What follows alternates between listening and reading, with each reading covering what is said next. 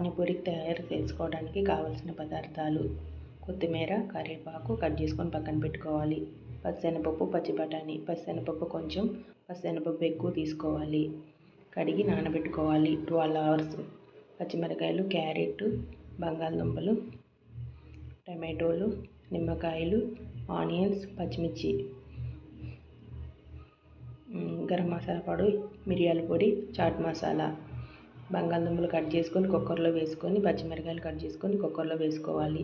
5 whistles వచ్చేదాకా పొయ్యి మీద పెట్టుకొని ఉడకబెట్టుకోవాలి. ఈ లోపల పానీ రెడీ చేసుకుందాం. పానీపూరిలో పానీ వేసుకోవడానికి పచ్చిమిరకాయలు, కొత్తిమీర మిక్సీలో వేసుకొని మెత్తగా బ్లెండ్ చేసుకోవాలి. ఒక గిన్నె తీసుకొని శుభ్రంగా నీళ్ళు పోసుకొని వడగట్టుకోవాలి. పిప్పు మొత్తం తీసేయాలి. క్యారెట్ తురుము పెట్టుకోవాలి. ఆనియన్స్, టమాటాస్ కట్ చేసుకొని పెట్టుకోవాలి.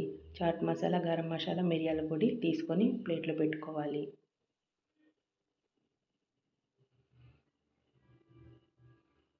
మిక్సీ పట్టుకుంటున్నాను.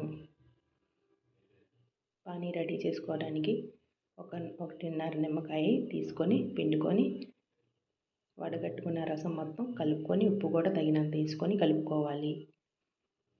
పానీపూరీలు తీసుకొని ఆయిల్ పెట్టుకొని, పానీపూరీలు రెడీమేడ్ దొరుకుతాయి కదా ఫ్రెండ్స్, అయ్యే బాండీ పెట్టుకొని బాండీలో వేయించుకొని పక్కన పెట్టుకోవాలి. అదే బాండీలో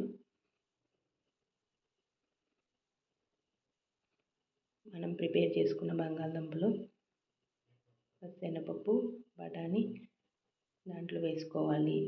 ఆయిల్ తీసేయాలి. బాండీలోది తీసేసి మెత్తగా చేసుకోవాలి. ఆ తర్వాత ఉల్లిపాయలు, కొత్తిమీర, క్యారెట్ తురుము ఒకదాని తర్వాత ఒకటి వేసుకొని ఒక 5 minutes ఉంచి సర్వ్ చేసుకోవాలి. అంతే, పానీపూరి రెడీ అవుతుంది ఫ్రెండ్స్.